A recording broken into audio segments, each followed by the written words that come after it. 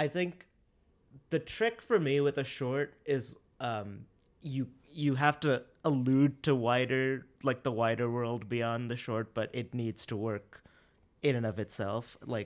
And so just dropping a man in a trapped situation, like a Saw situation, we would call it Indian Saw a lot. But that immediately, you feel for him just instantly like that. And then in that final monologue that he gives, like, you allude to so many things, and you allude to like his parents and all these things that you don't need to show, but just by the mention of it, I think you can evoke so many emotions. So I think its restraint is often better than trying to fit a bunch of backstory, and trying to make you feel for someone often can backfire in a short, I feel like.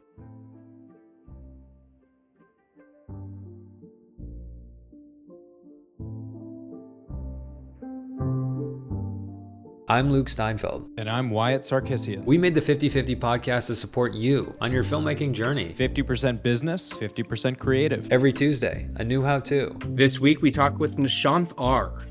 Nishanth not only proves to be a force to be reckoned with behind the camera, but also happens to be the winner of this year's 50/50 Horror Festival. In this episode, we tap into how to get your reps in as a filmmaker, why horror satire is such a fantastic genre to play around in, and how to fight against burnout.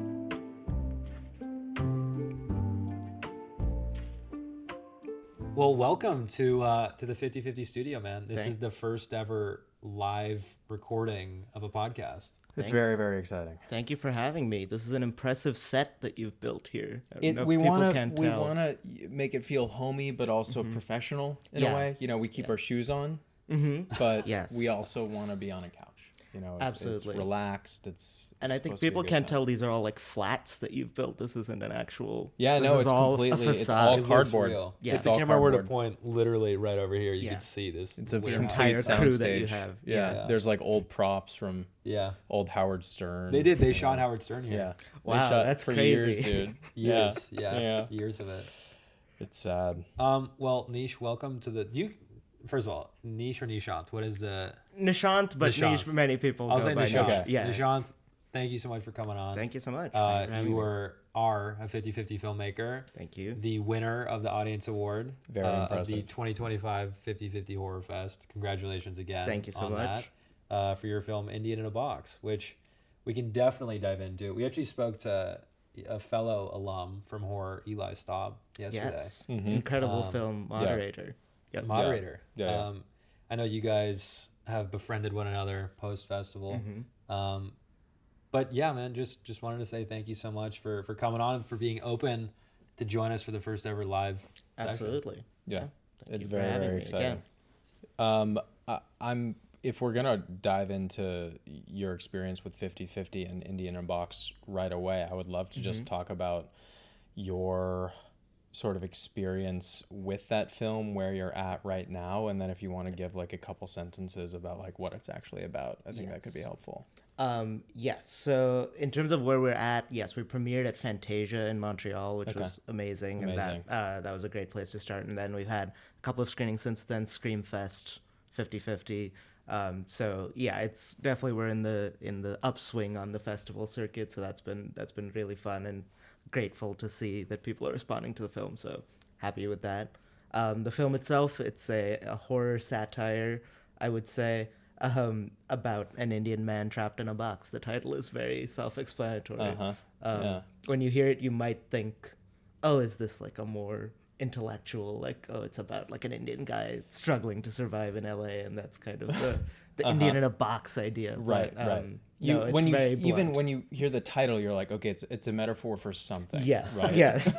And then I think the magic trick really is, hopefully, when you watch it, you go, oh, it's not a metaphor It's at all. subverting your expectations, right? Yeah. And then hopefully at the end you go, oh, it is a metaphor still for something else. Yeah. So, completely. You achieved that for sure. Thank you. Can you talk about kind of maintaining tone throughout and balancing a line of horror and satire? It's an interesting like subgenre, right? Yes. And it's interesting when we came up. I came up with the idea and then pitched it to my friend Nathan, and we co-wrote the script together. And when we wrote it, it was much more.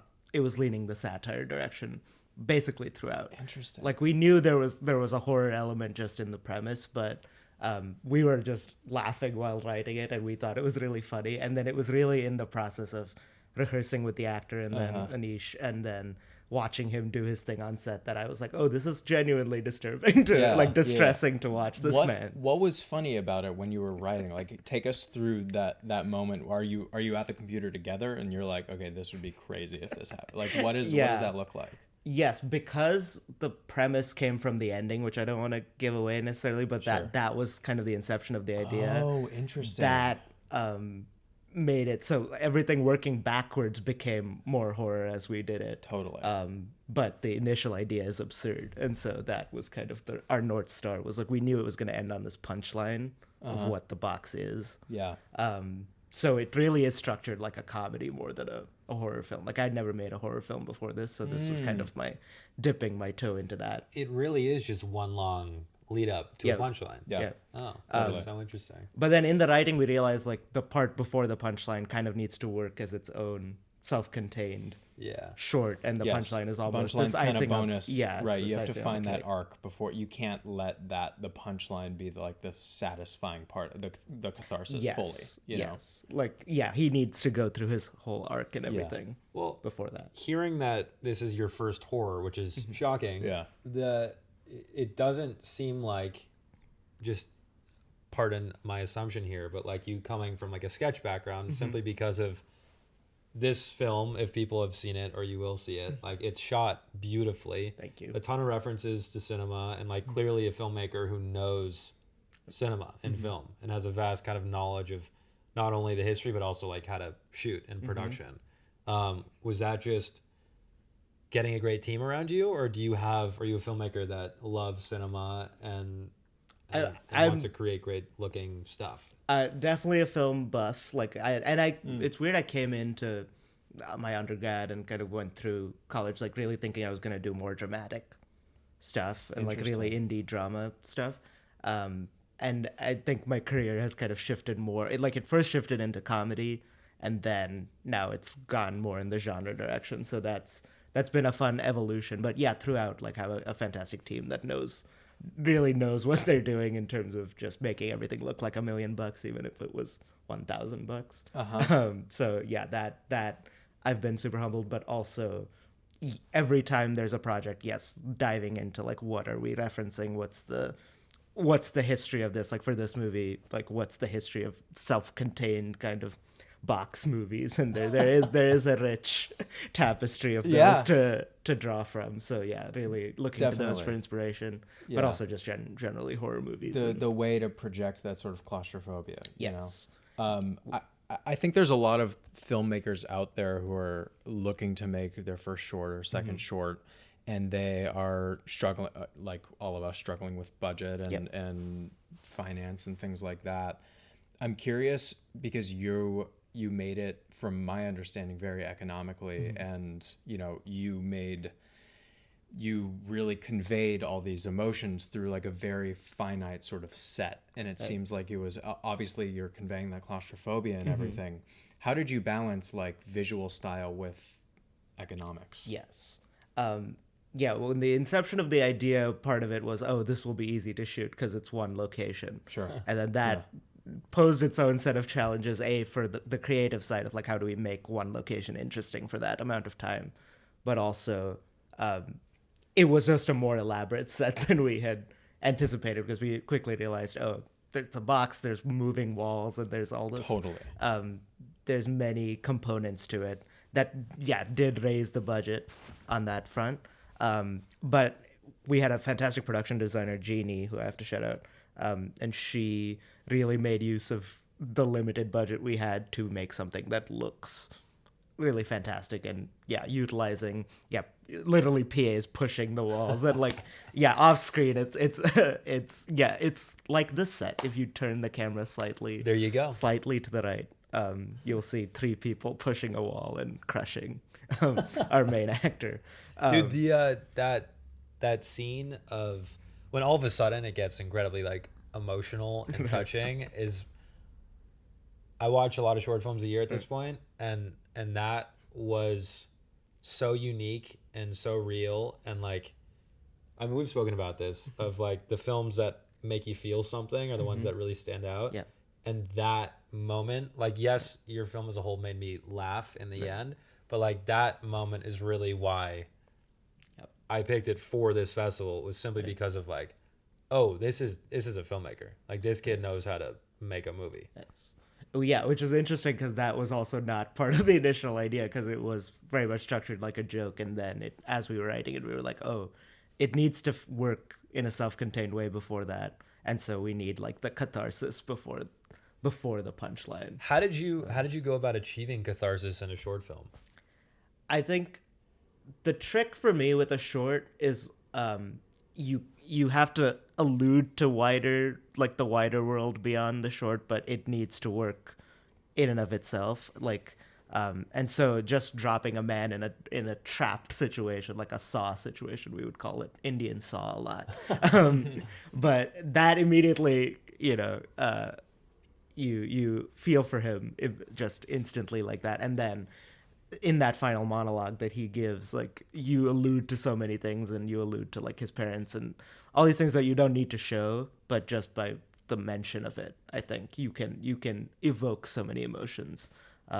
So I think its restraint is often better than trying to fit a bunch of backstory, and trying to make you feel for someone often can backfire in a short, I feel like. That's interesting, because it becomes too much about that rather than just entertaining. Just the situation or just, Right. That's interesting. I'm curious because obviously, a short film like that evokes so much emotion, obviously is personal to some extent. Right. And you wrote it with a partner, right? How is it navigating these sort of personal topics when you're writing it with someone else? Right. I think because I had come up with the idea initially, there was clearly like all this setup of like, we knew what it was about. And thematically, I find myself, like, I find that I'm very strong in terms of the overall thematic and like the overall big picture aspect of writing. Like, I know every scene, what it needs to achieve, and then ultimately where that fits in the overall arc of the story and of the character. What a writing partner really helps me with is just those little details within a scene, and like really clarifying and dialogue and all these things that I find are not my strong suits. A writing partner is fantastic for dealing with that. So usually in a project, when I write with someone, there is usually someone who takes the lead in terms of like, oh, this was I had the initial idea, and so I'm kind of shaping it, and then the other person is filling in the gaps and is really putting in those finer details. And I've been on both sides of that, so that I think can really help when one person is steering the ship emotionally, like you're saying, with something that's personal. But the other person provides that clarity of perspective that you sometimes you don't see the forest for the trees, and the other person can really I don't know which part is harder, like being the one who's like pouring their heart out, or the one who has to like, shape it. I was about to say, like, with Jacob Stoudemire, I know you helped him with his show. Writing the Jack Harris show, which is a live show, and it's much more of a play, theatrical type than a short film or a movie. Can you talk about being the collaborator with that compared to being the one in the driver's seat? Yes, that situation is slightly different. I helped him. We had a writer's room for the very first show that he put on, which was mostly to write like the monologue section at the beginning, and then some of the interstitial jokes between the bits. But then as they've gotten more narrative focused, Jacob has kind of taken the lead on writing everything, and then I find that I'm a good like notes giver at that section, like helping him clarify, make sure that people remember things that were set up in previous shows that need to be reminded, and punch ups on jokes, and then just making sure that the story works. And And then sometimes just helping with picking the guests and things like that, which is at a whole different section. So yeah, that's an admirable feat that he manages to pull off. Did you guys film that, the Jack Harris show? Yeah, they usually have videographers that, okay. Yeah, cool. so, and he puts them up online at some point. That's so cool. Yeah. You really have a crew going with Jacob. Like it's a good situation. Yeah, I'm very grateful that LMU. I went to undergrad at LMU with Jacob and Nathan and that whole crew, and we've kind of stuck together in the many years since. And it's a good, like, to your point about how to keep the budgets low. It's just kind of, we work on each other's things. I script soup for people. They work on my projects. And it only benefits you, even if it's a couple hours here, a couple hours there, but it's like really, it's important to maintain that community. Luke and I try to do that. Absolutely. A lot. Yeah. And I think you've succeeded very much. And now we're melding our communities. Yes. It's fun to have the LMU group because 50/50 started at USC. Yep. So being very biased, like the majority of our community was USC. And so it definitely took a couple years to kind of blossom out of that. Yeah. But what's awesome is post-grad, a lot of these film school graduates all kind of end up meshing together, whether through commercials or verticals now, which are very, I know LMU is pretty tapped into verticals. Yes. Do you do that? I personally don't, but I know, so I'm so connected to it. We need to like have someone on to talk about this. I know. Because I hear it just tangentially, but I'm so uninvolved in it. I honestly think there's this DP I met on set. We were PAing together on a movie, and had just come off his 30th vertical. Whoa. And they're feature films. Yeah. What, like and they shoot them in like a week? It? Yeah, he's filming the vertical? He's like DP. basically, he doesn't DP. He does, he like grips for it. Gotta go. Yeah. But it's, he shot 30 features that end up being verticals, and they chop them into like a minute, 2 minute bits. Clips. Yeah. My DP for Indian in Box, Oscar, is also a DP for verticals now. Wow. What does he say? I mean, it can't hurt. And I remember talking to this kid on set, and he was just like, I'm not the most passionate about it, but you're making 30 feature films. Yeah. And it's just reps, Yes. No, that's exactly what I was going to say. It is just like being at the gym and doing, it flexes the muscle, even if it's not the most creative you can be. My friend who edits verticals, he always talks about on the directing side, like he can tell when a director of a vertical is a good director versus a bad director, even if the product doesn't necessarily reflect it, but just in terms of the efficiency, like the takes they got, how easy it was for him to shape that into a product. Like the efficiency factor is insane. It reminds me of like a soap opera or something. Totally. Right. That's the tone of these too. Where you get a script the day before, you film tons of scenes in a day. Like it's like that, from my understanding. Yes, I think that it's like a week that they shoot essentially a feature length script, and people love it. Yeah. Well, it's very international right now. Right. That's where the money's coming from. But it's I mean, Quibi. It was just ahead of its time. Yeah. Well, I think the issue is Quibi was trying to do it at an A-list level, like with A-list talent. Which it will get. I mean, I assume it'll get there. But I think part of the reason they're profitable is because they keep the costs so low. And totally. It's such a when you have A-list talent, you're paying them what you would be paying them for a streaming show or something. Relatively exactly. It's equivalent. the cost of a movie, but Right. So that's where their mistake was. It being on a separate platform, right? I assume that was not to get people to download an app and watch something only on that app. Well, a bunch of the verticals are their own apps. Oh, do they have their own apps? And it's like microtransactions. It's like you're paying per episode that you're watching with like in-app currency. Wow. I heard an actor, he was talking about wanting to pull some footage from one of these verticals to put on his reel, and they're like, great, like just here's the link. Yep. And he's like, well, I'm in episode 47.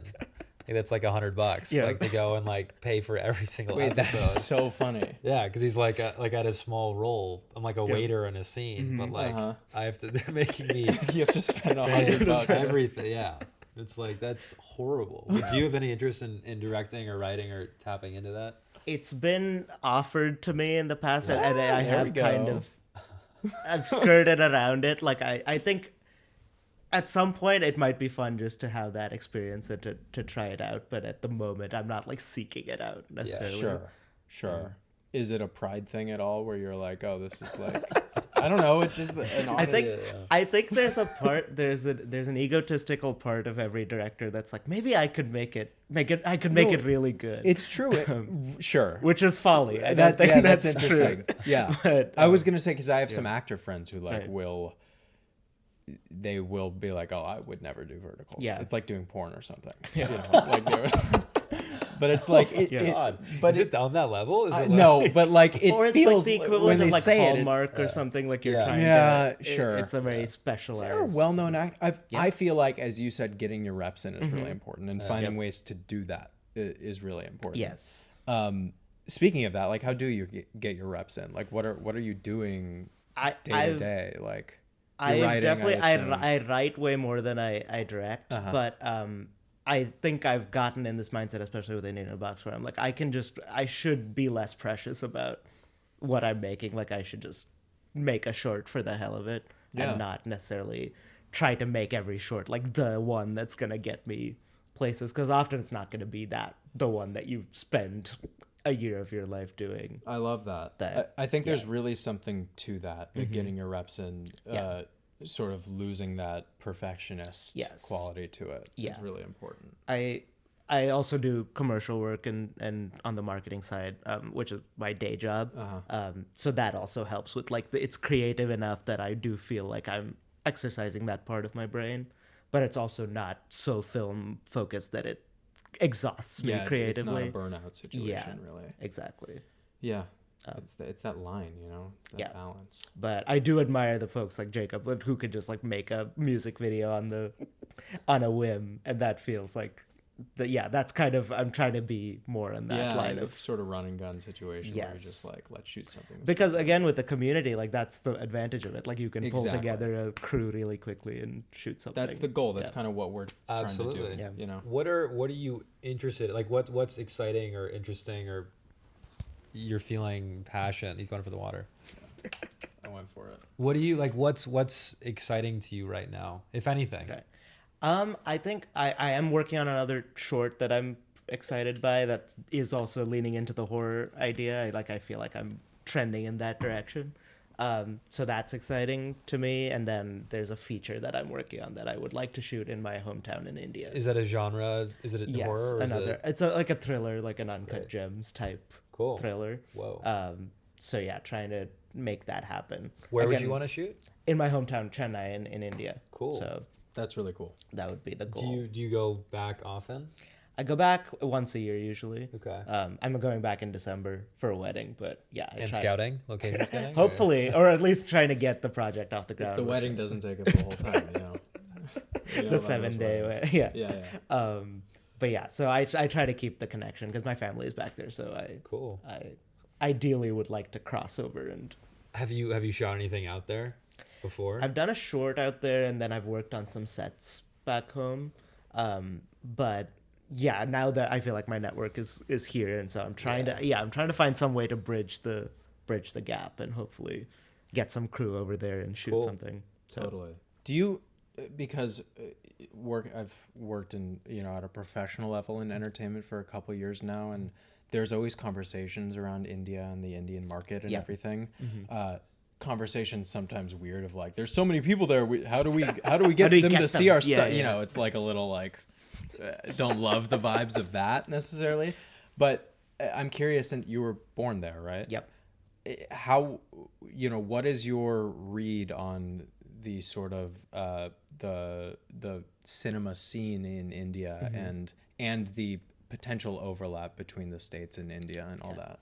It's interesting. Like Indian movies for the longest time have taken inspiration from Hollywood, and like to the point that they're straight up rip-off movies. Like, like no licensing whatsoever. Just like we will remake an American movie in Indian languages.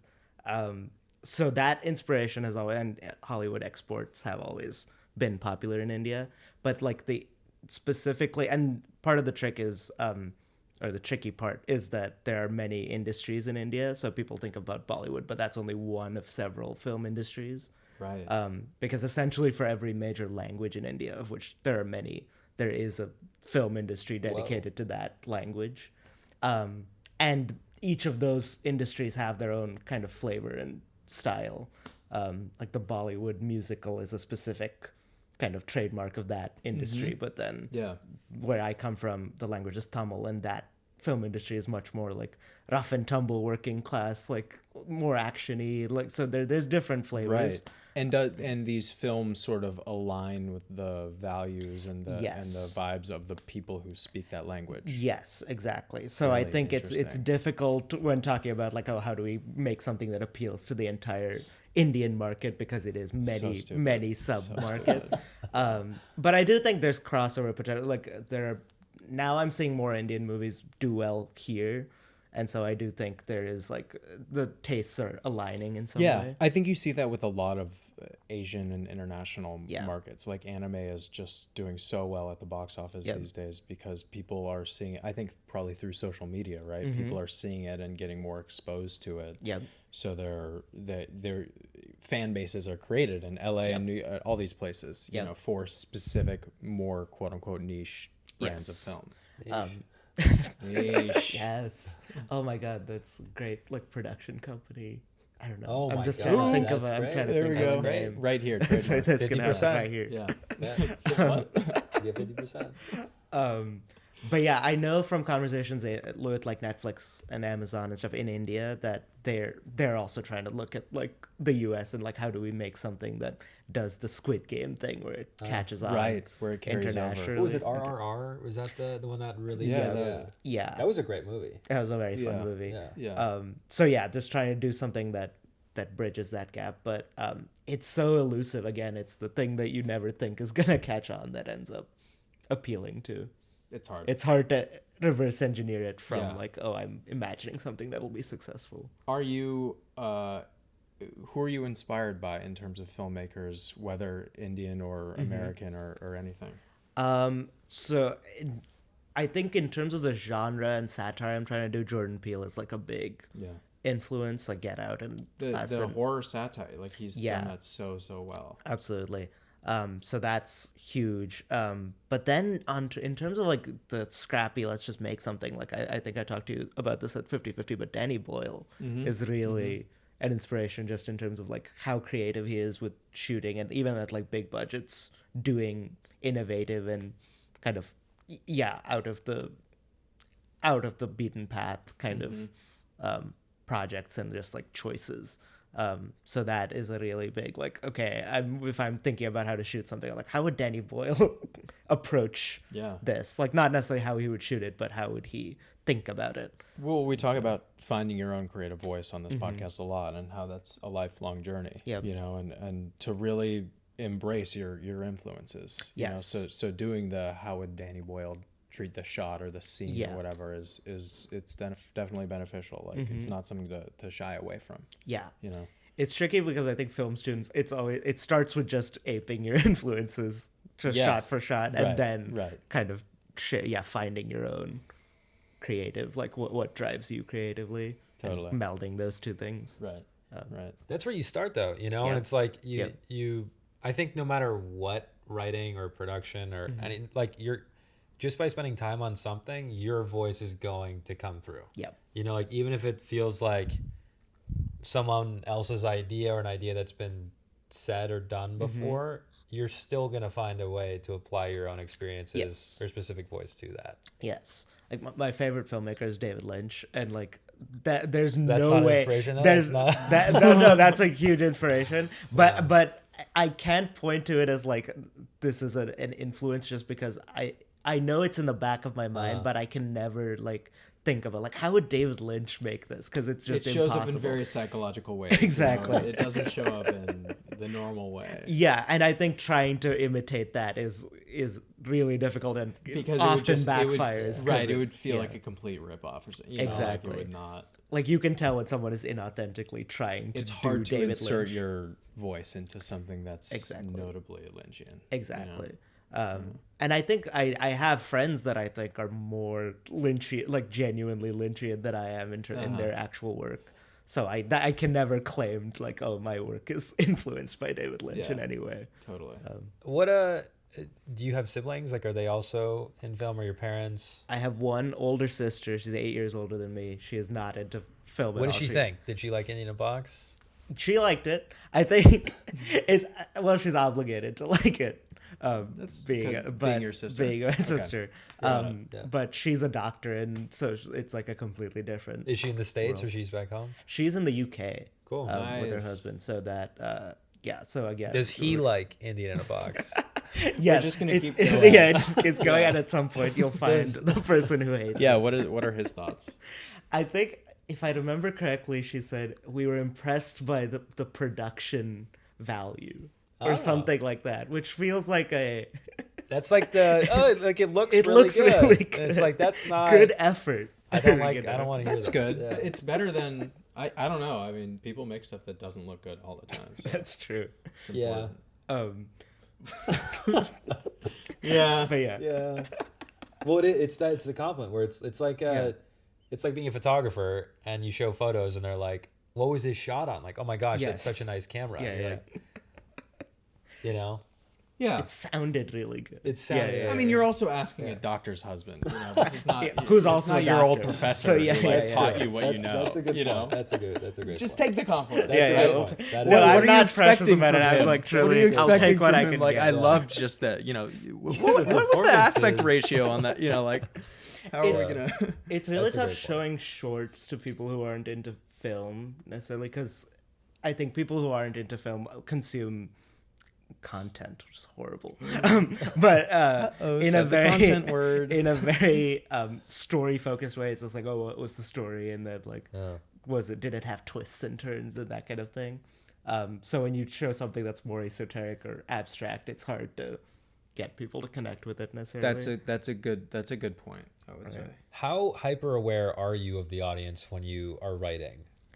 I think it depends on the project. I think for something like this, it was just like, oh, it came to us, and then we followed what was funny or interesting to us in the writing process. But then I recently finished writing a script with Jacob it's a murder mystery, and for that, like, it's hyper.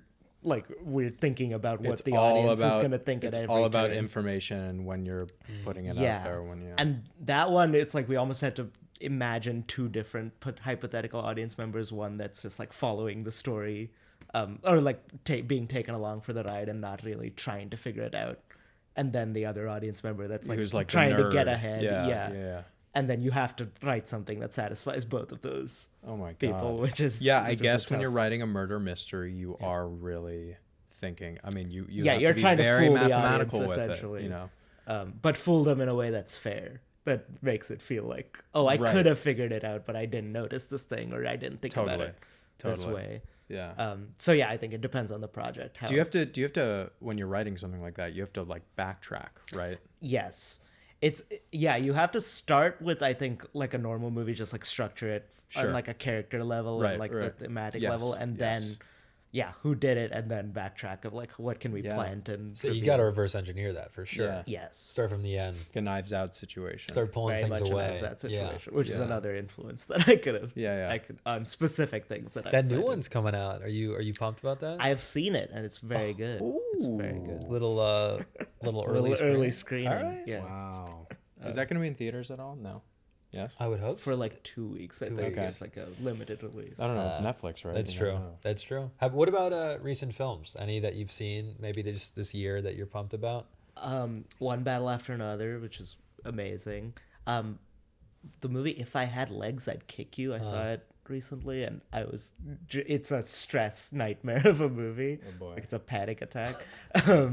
But in a very Uncut Gems way. I like that though. Is Yeah. it horror or is it more so like thriller? Like it's literally just like about being a mom, and it's like everything horrible is happening at once, and it's like it is absurd. Like it's very funny. You see Die My Love also kind of. I haven't seen that, but I've heard. I saw it. It is it's very postpartum metaphor situation. We can talk about, but is he exactly? We should talk about we should talk about that. It was. I don't know if I want to say it on camera. Yeah, no, I'll talk about if I had legs, I'd kick you. Just to the audience. Talk to the pillow over there. Yeah, you could talk. You could talk to Tom over there. But. Why is it called? I guess we shouldn't get into it. I actually don't know. It's a great title, but I would say you're a big title guy for sure, though. You know, like the titles are so important. And if you figure that out after you write it, probably, or what? No, this one I pitched it to Nathan, and he was just like, "Yeah, it got to be called Indian in a Box." Right. I was like, "Yeah, that makes sense." Makes a lot of sense. Sometimes there are projects where I have the title first, and then I'm like, what does that mean, and what can I get from that? Like, what does my friend and I have? There's an elusive movie that we keep trying to write called Bird Feeder. And we just came up with the title first, and then we were like, "What could that even?" Ooh, I like that. What could that be? It's a fun exercise, at least. Yes, you can come up with like 5 different ideas just based off. You're of that given title. a title, and you have to write a short film in a day. Yeah. Of that title. There you go. It's a fun. It's a good title. Have you done improv at all or anything? No, I've been told by people that I should try it, but I'm so terrified of speaking in front of a crowd. You're good at speaking. You've been pretty the big studio audience that we have has been kind to me. They've been very well behaved, by the way. They've been not a peep from them. I know. this whole episode. We get a stadium to watch a podcast. Silent. No one makes That's noise. the way the world's going now. Yeah, I know. It's pretty scary. Insane. Here's a free marketing idea for Indian in a Box. Sure. Do you know where I'm going with it? No. Okay. You get like action figurines, and you put them in little boxes. Whoa. Right? That's a good. It's not a bad idea. I was thinking like Barbies, but they're just like the Indian guy. the titular. I thought you were gonna pitch the, go to the train station and have the glass box. Yeah, some kind of performance art. Oh, like the Severance thing? Yeah. It's a little. I had to do it. We did a crowdfunding campaign for Indian in a Box, and that was You did that. Like we got a cardboard box, and then I got in, and the whole video is like me.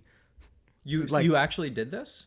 Not in public, but that was the video. Camera, was the video. There is something cool. really fun about this, like stunty about the indie film, and we like Luke's film and all the marketing they did, and how they are really tapping into like live performance. Yeah. I don't know. There is something fun about market. I mean, you're in marketing. Yeah. What sort of marketing do you do? It's for clients, and it kind of spans like lifestyle and tech and. Okay. But are you thinking about? We asked about the audience, but are you thinking about marketing when you're writing or ideating? Yes, I think.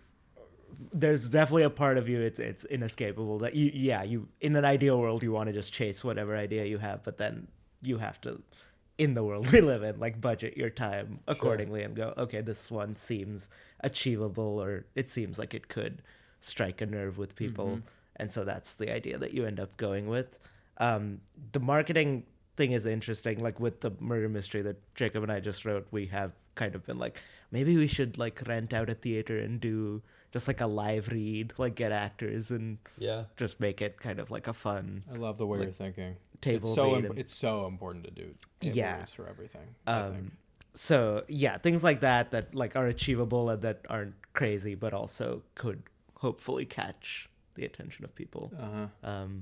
We've often talked about buying a billboard or like renting a billboard and like what silly thing Timmy's can going we put on nuts with Marty Supreme. Yeah, I think it's about, but you just, and I think the reason why you like posted that Zoom call too is he's you have to. It's all about authenticity, right? Yeah, and he's going to such a level of being like, I am showing that I want to market this film so much. Like I am going to be fully honest about the fact that I want Marty Supreme on every single thing. Yeah. I want to be every sentence Marty Supreme. You know what I mean? I'm turning into him. Marty Supreme, Christmas Day. But I'm turning into him because it's like catchy. It's enthusiasm. Yeah, the it enthusiasm really works, and fun. he's being fully. We're at the point where you shouldn't hide marketing anymore. You should just. And I think there's also another element that it was, it was reminding me of when you and Jacob were, when you're talking about your collaboration with Jacob, of like making it almost part of the project. Like instead of like, oh, I completed the film, you're in post, then you do the festival run, and you're like, well, how do I get an audience? And I'm going to strategize it. Instead of that, you're making it almost like it's part of the actual project. And it's like it's a holistic thing. Yes, for sure. That was we one of that reminded me of we had this idea of like, what if we rent a billboard and it just has like a Google Drive link on it, just like a URL to a script. Right. Not even like a QR code. Not even a QR code. Like someone has to type manually type it in. Yeah. But you should do it in like a really busy intersection. Too. Like no stop sign, nothing.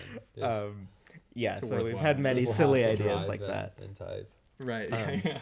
You so many accidents on that intersection. That'd be people a great stopping billboard for those crash lawyers. Oh my God. That's Can you good. imagine? They have a whole cycle of their creative. Yeah, like the first billboard is like a link. That's probably so illegal to as a lawyer, as an injury lawyer, creating injuries.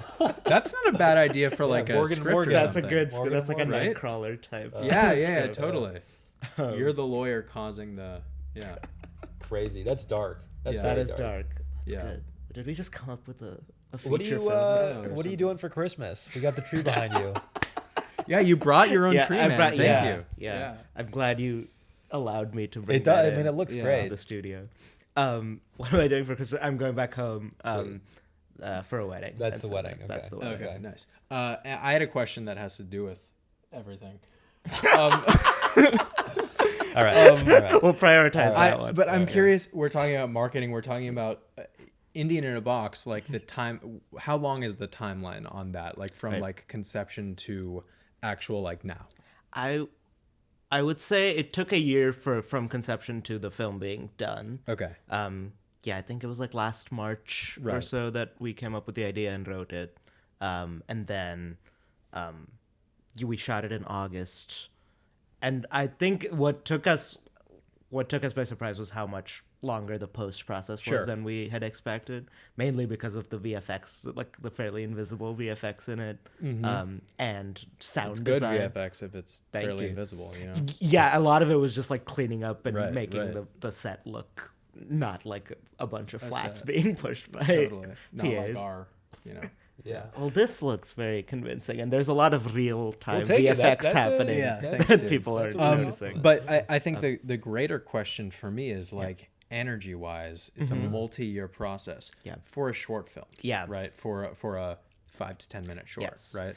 And how do you maintain energy throughout it, even with the marketing, all that? Like, how do you continue to be inspired by this like 5-minute thing and like the people around it and all that? How do you, because you're leading the charge, right? Yes. And people are not, this is not their full-time job at all. Like, this is just it's like not your doing full-time it. It's job, not it's burnout's real, Yes. I think you have to find little like milestones that you're encouraged by and that you find, like, you have to be actually happy with the movie, which helps, and feel proud of it.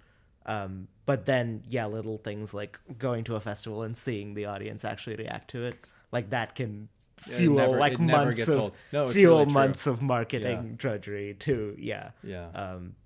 So I think it's like finding it goes in waves. Like you get burnt out by it and then find something that reignites the passion for it, and then you apply to a bunch of festivals and then don't hear anything for months, and then and then the one acceptance will get you to lead the charge again. There is something great about, I was gonna say about burnout, but burnout is horrible. Yeah. But there is something about burnout in an interesting way where it's like it kind of forces you to remove yourself and take a pause. Ideally, you're doing that. Some people fight through it, and that's not great. Maybe that works for them, but I've found for me, when I get burnt out, I really just make it a point to like remove myself Yeah. from whatever the project is, and then go do something else, and then all of a sudden I'm thinking about that old project again, and you go back to it with fresh eyes, and it's a completely different, not completely different, but like there's much more clarity there, and like we were talking about the message and tone and everything, and like that I feel like really comes through when you're able to work on something for so long and become such a master of it, and like you know all of the takes because you've been in the edit, like you know exactly what you're dealing with, and like something about putting in the back of your mind and then coming back to it, all of a sudden it's like, oh, this is what this is about, you know, or this is what this is missing. Yeah. I think I make a point of that even like after filming. I'll usually just let my editor go crazy with the first cut and not even touch it. And then once I see the cut, it's you get another person's perspective on the movie. Like you get unmoored by what I'm trying to do, just like what did they make of the footage and the script. But then when you see that cut with fresh eyes, you go like, oh, that's actually a good idea, and I didn't think about that, and we could cut it like this. Allowing someone to get their perspective. Yeah. You know? And with this one, I did the same thing with the sound design. Like our sound designer, Colby, who did a fantastic job. Like it's such abstract visuals that really any sound design technically works. Like it's not trying to be realistic, so it's not like beholden to anything that's like, oh, that is right or that's wrong. But that makes it so like there's so many possibilities of what it could sound like. And I had the initial thought that it was going to be more like factory sounding, like really industrial and that kind of thing. And then Colby came in and did a pass, and it was much, it was like, a melding of that.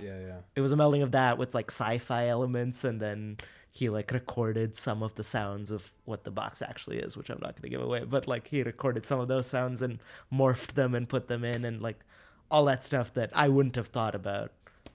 But being away from it and then going in and seeing that was like, okay, that again, that reignited the passion for it. It is one of those films, and again, very rare for a short film, but like, or unique, is that it's a short film that you want to watch a second time and a third time, and the more you watch it after the first time, you start picking up on things and you're laughing because you know the button at the end, and it's like. Yeah, which part of it was because we reverse engineered from that button. There so it's like the murder mystery thing. Like you plant things that hopefully on a second watch people catch. The formula that you used was also, I'm thinking about the past 50/50 horrors, and the one, the Night Train one. Remember that one? It's a very similar format of starting with a very clear premise of guy stuck in box, you know. And then he goes through all these things that sort of raise the stakes throughout it. And then it goes up to a building point, and then finally it's like a punch to end it, you know? Right. And I think that's very similar to the one that won the audience award the year before, too. Audiences like the contained. Contained, but simple, you know, like, and not doing something that feels long where it loses energy and then picks it up. You know, it's hard with a short to or it's easy to overcomplicate it, you know. Yes. And it also doesn't help if the short is like a proof of concept. Like there are very good proofs of concepts, but that makes it harder when you're trying to cram like a feature's worth of tease the feature in so many ways. So it helped with that with this one. Like I've made a proof of concept before, and it definitely fell to that thing of like, it feels like a scene that should be part of a longer thing.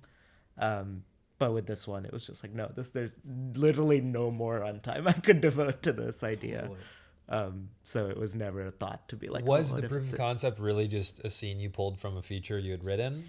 It wasn't a scene from the feature, but it essentially, and it was a different situation because this was the movie I shot in India, and it was trying to be a proof of concept for a longer feature that I wanted to shoot in India, and specifically to submit to like Netflix and Amazon. Like they wanted something to see. So there was an intent behind it, and it was more of like a prologue to the feature in some ways, like setting up the dynamics and things. So it was never going to be a self-contained short, so that alleviated some of the stress of like totally trying different to make purpose. It wasn't to screen at festivals or whatever. But then once that happened and then the feature didn't or hasn't panned out yet, it's just kind of like, okay, I can't really do anything with that. Like it is kind of, it lives in the ether. Is there a piece of you that wants to explore the idea, because a proof of concept and a short film are very different projects, especially when you're talking about, if one is meant to be self-contained and the other is meant to be a reel or something to prove that you can direct this, or the tone of something to get money attached, whatever. Then you also see the Whiplashes or the Bottle Rockets of the world, and it's like, this is a proven, a proven track. Like, does that interest you at all to try to make something self-contained, but also a proof of concept that acts as a proof of concept? Yeah, the next short I'm trying to make, it's interesting because the moment I think about what a feature looks like, that I get in my head about like, oh, how can we set that up in the short or do anything? It almost does more harm than good to think about the feature too much. So it kind of helps to be like, okay, no, it starts as a short and that's what it is. But then, hypothetically, that is an interesting maybe premise. I'll think about it a little bit that it's going to be a feature, Or, not even like with no level of detail, just be like, that's an interesting premise that you could make a feature out of. And that's the extent of how much I want to think about it. Right. Because again, it's the short that you don't think about as much that's going to somehow catch on and turn into something. So it's hard. Especially with horror, I feel like so many horror shorts that even ended up being features are just like one jump scare, and that somehow gave them fodder for a feature. But that there is a real hunger for directors making horror shorts to be seen as proof of concepts. I mean, just from hearing it at 50/50 from production companies and folks who work on the horror side of things are looking for these young directors. And of course they're looking for short films to be seen as proof of concepts. Because horror too, it's the same thing with comedy. Like a really good comedy short can really prove that you have the chops. Absolutely. And it's all about like tone and mastering just like the one scare or the one joke. It allows that really people lands. who are going to invest you to have trust in you before they fully make the gamble. And comedy and horror are the things that like you can really prove that. It all comes back to that. That's the 50/50. That's the 50/50. What is the perfect horror short in your mind? Maybe it's Indian in a Box, but the perfect like what does it consist of? If it was you don't have to an give equation, it an example. Right. Yeah. The equation. We talk a lot in the group of filmmakers about like there's two types of shorts. There's the setup punchline short, which is kind of what I try to do. But then there's the vignette, like kind of slice of life short, which can be really good, but I do not have the skill set to pull that off. And it's a gamble to try that. But horror, I think, can also fit in those two moods. Like there's the kind of unsettling short, like Colby's one at 50/50. Light that Yes, like the light. Very well done. Which is a very well done version of that, which is like it's a mood and it's an atmosphere. And that one, I was genuinely worried there was going to be a jump scare at the end. And that was that one. I was white knuckling. And it's really creepy. Fantastic. But then there's the setup punchline one. So I think that either of those could be a successful horror short.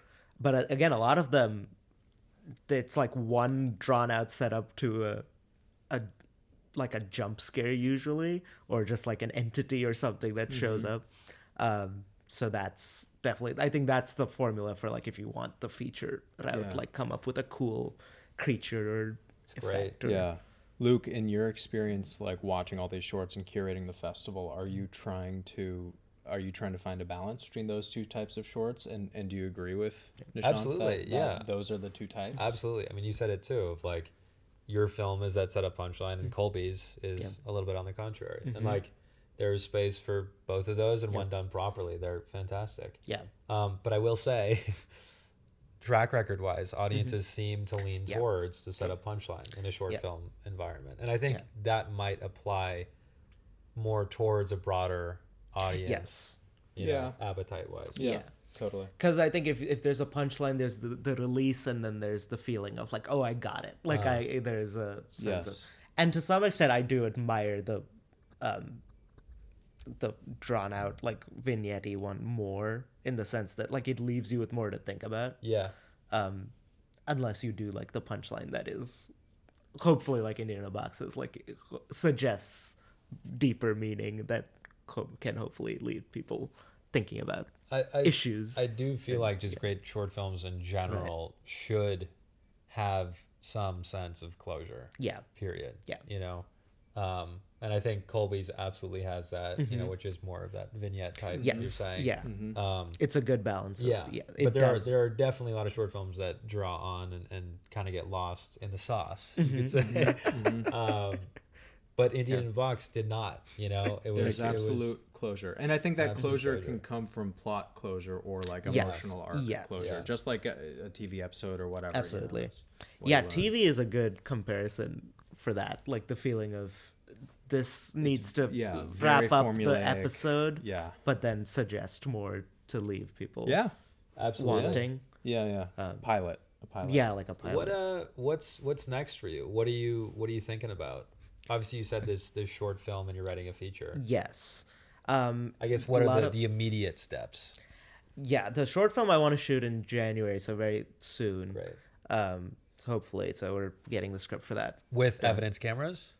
Hopefully, yes. Okay. That's what's in the works. I'm trying to balance like what's an ambitious project that is worth like that justifies me pulling the trigger on that. I completely understand where you're coming from. Yeah. If you have something that you're wanting to shoot, work with them. Yeah. Period. Like don't put the pressure on it, because I did that same thing and I'm still stuck in a rut with that of like what's gonna be the thing that I use this for. Yeah. Just do it. Cool. You know. Good to know. Yeah. And Joel and the team are great, and they will take care of you. They seem and amazing. will 100% continue to support you. So I say use evidence with this next one for sure. Will do. So thinking about that, and then many plates spinning in terms of the project after that. I think in an ideal world, I could get this feature ready to go sometime like late next year if possible. That's great. But I've said that before. Yeah. So we'll see. Do you like having a lot of plates spinning? Like I feel like I'm the type of person who I like having my fingers in a bunch of different things, you know, and like it helps with burnout for me too. Yeah. You know? Totally. Because I like having the plate spinning with different collaborators, so I can also like seep energy from them.